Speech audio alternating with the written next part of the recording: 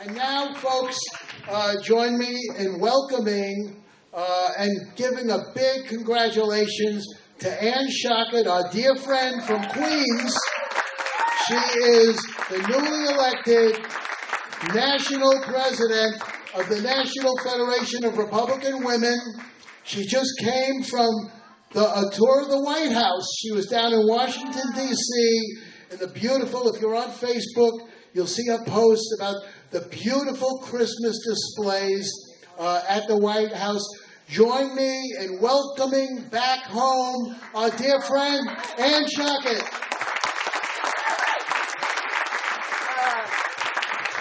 And it's always good to be home.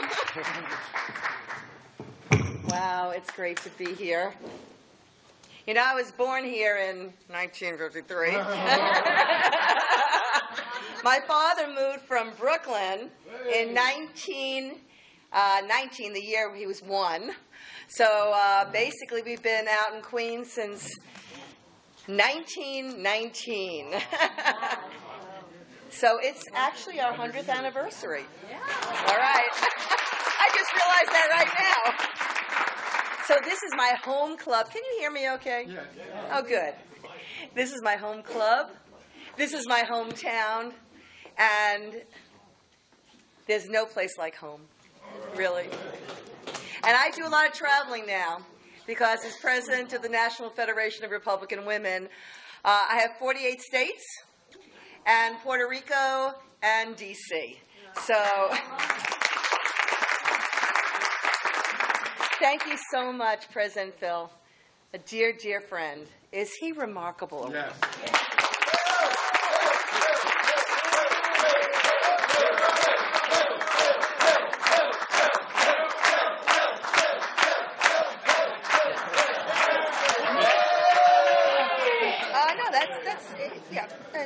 That's fine. Okay, that's okay. Thank you. Switch on the mic. It switched. Oh. Now here we go. Okay, I'm going to push it a little further away so I don't blow out your ears here. So again, a few months ago, Phil had called me and said, you know, we're having a Hanukkah and Christmas party. Are you free? I said, I think so. And so he says, well, you know, keep the date. So I obliged. But as Mark Twain said, it usually takes me more than a few months to prepare a good impromptu speech. Well, it's taken me 40 years to prepare these remarks tonight. And 40 years to actually be here, standing here in this position. 40 years. And now, as I said, I'm so honored, you know, not just to be president of the Federation of Republican Women, but to be your friend. This is what's most important to me. 40 years. I didn't have to wander through the desert either. But I did grow up in the Rockaways, a half a block off the beach. So that's about as close as I got to the sand. Okay. The 70s was when I began my public service in politics. And that was back in the 1970s. Okay, who wasn't born in the 1970s? Oh, heavens. Put down your hands. Well, in those years when I began, you know, women were co-leaders. We were co-leaders, not leaders. The leaders were the men. The women were the co-leaders. And I'm so proud to say that I was the first woman to become a full-fledged leader in New York State history. That was a barrier I was happily breaking at that time. And that's a whole other story. Invite me back sometime, I'll tell you all about that.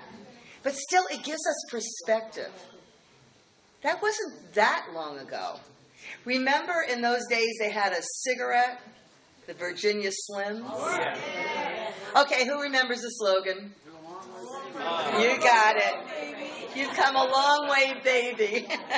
Well, we're not babies, but we still have a really long way to go.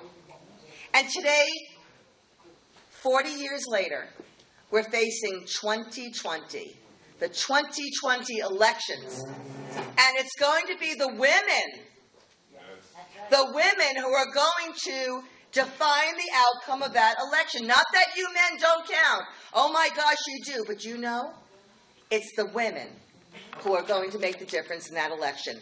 Women comprise about 53% of eligible American voters. Women's votes have been decisive in every presidential election since the 1960s, JFK era. And we're going to be a force in 2020. Now, as the NFRW, the National Federation of Republican Women, was founded in 1938. That was before my time.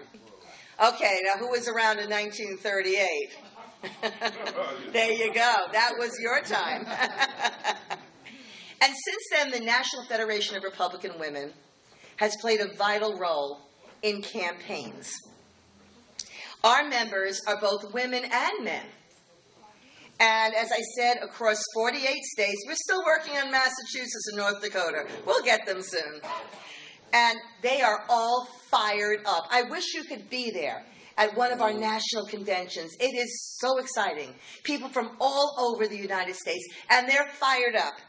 And they are ready, as you are, for victory. Now, just last year, NFRW members gave 6 million reported hours of campaign time. And that was reported hours. And from what we ascertained, it probably was close to somewhere between 8 to 9 million hours of campaign efforts. Now, there's a reason why GOP chairs, like Nick Langworthy, who is now a dear friend of mine, come to us and say, we need your help. We need your help. And that is from GOP chairs, that's from U.S. senators, all the way to local officials. We, NFRW women, make the difference. Now, NFRW is more than Republican women. We tackle the challenges of everyday life, and we do that together, from the personal to the political, and we're a family. Wherever I go, now I grew up in a household when we had holiday meals, and Rabbi, you'll appreciate this. We sat at a table like you're sitting at right now. That was my entire family. And now I have 65,000 women, sisters, throughout the entire United States.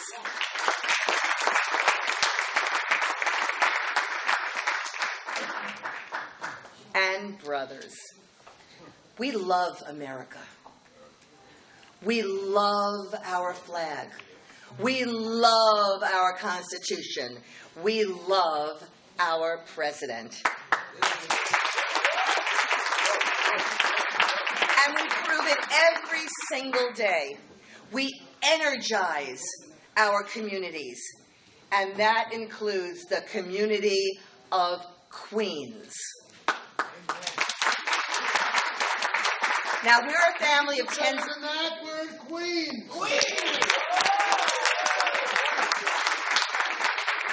Wherever I go and I say I'm from Queens, I also say I'm from the borough of Donald Trump. And I also promise, as I promised throughout my campaign for the presidency, I said, you know what, you're going to get straight talk, because just like Donald Trump, I'm from Queens. It's not just about politics, and you know that. And I think Phil said earlier, all politics is local. I think he means also our lives are local. This is what it's all about. What really is politics? Politics is serving the people whom you love. Your family, your friends, your neighbors. That's what politics is all about. And you know what? Politics is not a dirty word. Not when you're serving the people whom you care about. And that's what we believe. And we believe that through many different kinds of projects through the National Federation of Republican Women. We have, for instance, besides literacy projects and lobbying and everything else, we have Caring for America projects. We set up local women's closets. We help the veterans. We help the sick. We offer resources to ravaged communities across the nation. When we had the problems with the hurricane, and who remembers the last hurricane? I had people through my federation sending money and resources from California, Ohio, Nebraska, Texas, everywhere. They sent us because they care. And that's what being a good American is all about. And that's what it means to be a good Republican. The National Federation of Republican Women is priceless. You know why? Because the members are priceless. The Queens Village Republican Club is priceless because you are priceless. Our work is priceless. Now, we Republican women and our brothers, because you can become a member, by the way, as well, are, before anything else, grassroots activists for ourselves, our families, our neighbors, our friends. Hi, Ruth. NFRW not only educates our women to be better informed citizens, we educate them to be leaders. And we recruit and we train Republican women to run for office. We educate and empower them. And then our members are given tools. With those tools, we build. And this is what's so important. And with those tools, we protect. We protect our communities. We protect our states. We protect our nation. And we learn how to protect the rule of law, because that distinguishes us from our opposition. We believe in the rule of law. Despite the fact that Nancy Pelosi talks the talk, but she doesn't walk the walk. Now, I'm a good little Jewish girl from the Rockaways, and the first Jewish president, by the way, of the National Federation of Republican Women. And the last time we had a president from New York was back in 1941. My gosh. But how does a good Catholic girl, Nancy D'Alessandro from Baltimore, reject her faith and background and back such things as abortion? We good Republicans take action, and we protect everything from the sanctity of life to our faith and our families. And friends, those things are so needed at this critical juncture in the history of our great country. Now, I'm 66 years old. There are people here obviously younger, and just one person a little bit older, right? But this, my friends, is no joke. This is a critical juncture in the history of our country. The opposition is doing everything it can to tear up our Constitution and turn this country upside down. Never, ever doubt, and as I say, I go throughout this country. Just last month, I went to 5 different states. And I understand how people feel. And I hear them, and I speak with them. All ages, sizes, religions, ethnicities. Never ever doubt how integral Queens is to the well-being of our entire country. You're protecting Queens, but I'm telling you, dear friends, you are protecting this country. The nation is looking to you, to build upon American ingenuity and exceptionalism. Together, and only together, we move like a well-oiled machine, and we get things done. But as Mario Andretti said, if everything seems under control, then you're not going fast enough. So who's ready to go full throttle in 2020? To do that, every single Republican is going to be critical for success. Not one single person should be allowed to stay home and not work on a campaign. Not one single person should stay home and not vote in the upcoming election. I read those numbers in New York City. Who knows the percentage of people who actually came out and voted this last election in New York City? That's why there's an... What a shame. If every Republican came out, you would have seen a difference in New York City. Amen. You, and I really mean this. You are what's going to drive those results in 2020. Every single one of you and every single one of your friends, don't let anyone keep that front door shut. You make sure everyone gets involved. And friends also. Modesty. We tend to be a very modest group. Modesty doesn't belie us anymore. Otherwise, the facts become rewritten and retold. We can't be part of the discussion anymore. We have to lead the discussion. We of the NFRW know that all issues affect us. Now, nationally, as president, I'm going to be forming, as a matter of fact, I've already started forming strike forces throughout our entire nation. I'm having women, as we have been doing the past 4 years, travel to ground zero targeted areas and make sure that we have the wins. States like Colorado, Florida, Iowa, Michigan, North Carolina, Nevada, Pennsylvania, and Virginia. These are ground zero states. And who knows if those targets are going to change. But you know what's not going to change? Our work, our dedication, our passion. That is not going to change. And right here in Queens, every single area is going to count. So you can form your strike forces. You can go into those areas. You can make sure they come out and vote.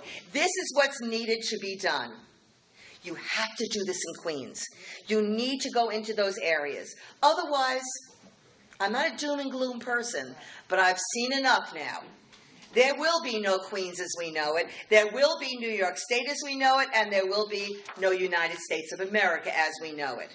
There are too many women and too many men, literally and figuratively, marching to wrench away all these wonderful accomplishments. Think about what's happened the last few years. They want to turn this country back onto the somber course that it was before 2016. Who's going to stop this? We are. Who's going to stop this? We are. We must defend our country through our increased activism and leadership. In my administration as president of this country's Republican women, we're going to be expanding training and grassroots efforts, educational resources, everything that's involved. We are going to be out there working with the White House and the RNC, with whom I'm already meeting. And as a matter of fact, I'll be back next Thursday at the White House to discuss strategy. And I'm going to let them know, because I'm so proud to let my sisters and brothers know, and also the people of the OPA, the Office of Political Action, know that I was in my hometown, and they're ready to work, and they're ready to serve. We must be the brains, and we also have to be the brawn, from the offices, from our homes, to the streets, to remind people of the things that they are going to lose. Don't be afraid to talk up and tell them what they can lose if we don't have our president reelected and we don't take back this Congress. Friends, every single person here is the key to victory. Every single one of you.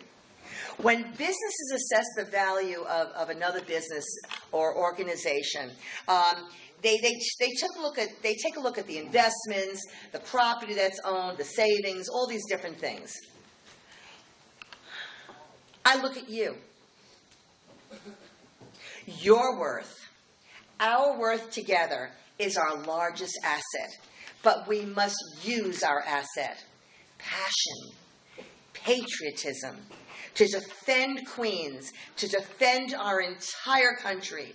I've had 40 glorious years so far being active in Republican politics.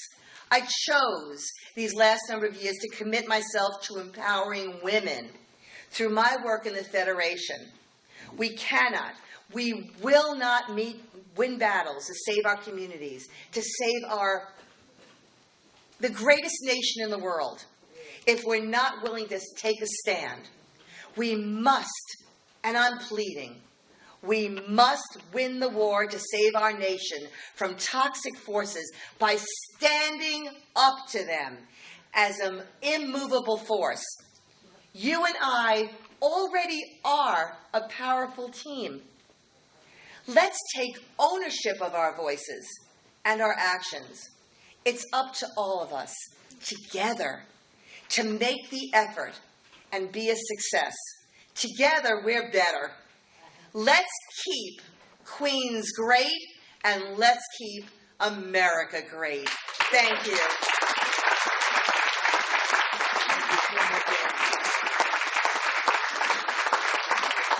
Thank you very much.